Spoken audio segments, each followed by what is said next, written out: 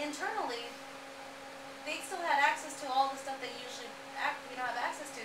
So I guess in that mindset, and I'm guilty of it too, it's like, oh, poor guys, you guys have Facebook logs. I'm like, I don't even use Facebook here, and neither does anyone in the office. We use, Xiaomi or something, the phone. But, yeah, so with that in mind, no, it's like, and that was the thing that was kind of interesting to see. You had the 20 folks from Silicon Valley go and thinking that it was like China's internet was behind, but it's not. It's just a different version of what we're used to. Yeah. Okay, to an extent, but I think some of the local sites also have been shut down recently, and one or two of them might even gone out of business. Okay. But on the commercial front, you look at a different platform like SMS, where a lot of people will do very well out of it, and then the regulation comes in, making it much more difficult to charge users. So just in terms of the pace and scope of change in terms of regulation. Yeah, but whether official or unofficial. No, I know what you mean. It is, and there's a reason why I personally don't have the patience to be based in there, because it was the same thing with, and this is drawing from my old experience, but TV shopping was the same thing. We were a retail company, and in media, meaning TV as a platform for selling, and both sectors were technically illegal for foreign companies to work in, so you had to operate very much in the gray area. And maybe you can speak more to that than I can, because I've been out of the market like hands-on for 5 years, but operating in the gray area is kind of like the norm but you almost don't get surprised when things get shut down on you or laws change right before your eyes. One amazing example of that reminds me of, if you guys heard the story of Time, was it Warner Brothers, or who set up a series of theaters throughout China. And this was 2 years ago, where they went and they rolled out all these theaters, these cinemas, these great cinemas with their Chinese partner, and just like that, the law changed. And they had to sell it or hand it over to their Chinese partner.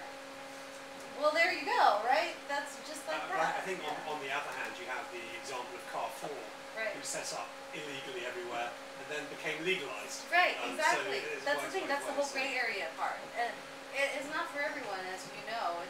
There's a certain type of person that I've identified. So for the China Business Show, I've interviewed like 200 people, and there's like this common thread I see when I ask that question. It's like, well, in light of these challenges, and they'll name all the challenges that they personally have, it's like, what keeps you in China then? If this is wrong, if you're dealing with censorship, if it's hard to, deal with employees and stuff, what keeps you there? And everyone is just, either they're crazy or they're very entrepreneurial. Like, they actually thrive on that challenge. And it's kind of refreshing to see, because, again, the market's not cut out for everyone. But if you've got that kind of problem-solving, nothing's going to get in my way kind of mentality, you're used to the grade. And actually, you end up navigating the grade pretty well, which is always... Well, I'm going grade, so... Yeah. Well, there is something masochistic about it, I have to say. But again, it's for people who like the challenge. And when you do figure it out, when you can navigate it, it's obviously a great feeling. Right. For a little bit before the next challenge comes up, or they change the rules on you, Yeah. But yeah, I spent 3 years in China and constantly had every day to figure out what the government wanted to do next on the rules. In my case, on the tourism and e-commerce side, but we had to basically, we had to make sure we know the right people, that there's somebody who can call us in the morning to tell us that there's going to be a raid in the afternoon. Right. And then we just make sure all the papers are not in the office or going to the class. And that's how it was. Yeah, and you just get used to it. One of the points I wanted to make, because this used to really annoy me when I was working there and just in my first few years, is you're going to meet all kinds of people there in terms of, and the people that I used to always kind of take issue with were folks that claim to be China experts, when I honestly feel there's no such thing. And for those of us who have been living and working there and have been involved in China since like the early 90s, the more we've spent in China, the more humble we've gotten, actually, because it knocks the ego out of you. It really does. And those are the people I actually tend to gravitate towards.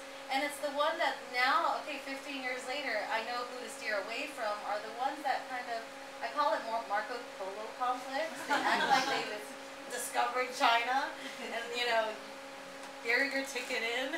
And, those are the people that, it doesn't have to be that way, and those are the ones, when you come across them, they're the ones that, are going to try to sell you that consulting fee, but have nothing to show for it, and I think if you're going to spend $10,000 for your company to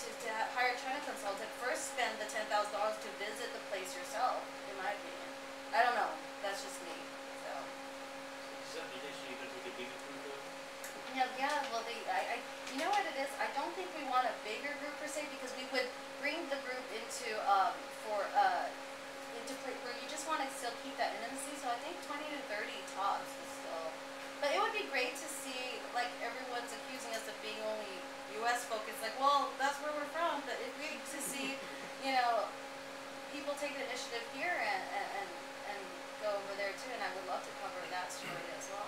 Cheers. Yeah, you were just saying about it being US. You just say your name, yeah. Oh, sorry, Campbell. I've just come back recently. I'm doing an MBA, and so I'm very naive on the topic, but I'm very interested. And whilst I was over there, the message I got from a few people is that China's really a country of countries. Yeah. There's so many different languages and cultures mixed in there. It seems like you went mainly to Beijing and Shanghai. Is that correct? Yeah, I'm a city girl. I'll be the first to tell you that I'm not a second-tier city person. I don't drive an adventure of carrying around my own roll of toilet paper. Sorry. You know, I'm a Shanghai girl, and so my experience is based from the cities. But that's exactly what I'm saying. I felt really nervous when you asked me to come speak because I want to meet all you. But I'm like, you're going to make me talk because I actually don't, I'm not a China expert. Nobody is. Because everyone has their own specialty. And even within that kind of sector, even in Shanghai, I can tell you a lot about the consumer markets and the retail sector, but I don't know the first thing about import-export trade or, you know, whatever else things that other companies might be interested in. So, but as a result of interviewing people now, like, you know, over the past, I was thinking back, you start to learn a little bit about what's going on, but that gives you a nice big picture, but I don't think anyone's ever going to get the whole space. Yeah. Do you think using connections again, you know, the people that met each other in, say, Shanghai, they would open up an opportunity to talk to someone, say, further in Western China or in different parts in some of the second-tier cities, so, you know, if you're looking for different opportunities? Yeah, you know what's interesting? My advice for you, because I've talked to a lot of folks, I spoke last year at the Harvard China Review Conference, which is ironic because I got straight C's during college. I went to BU across the river. But as a result of, you know, and I talked to a lot of Harvard MBAs at the time, and they were all worried that they, you know, were out of the loop and stuff. And what I would tell them is what I've been told by people I interview,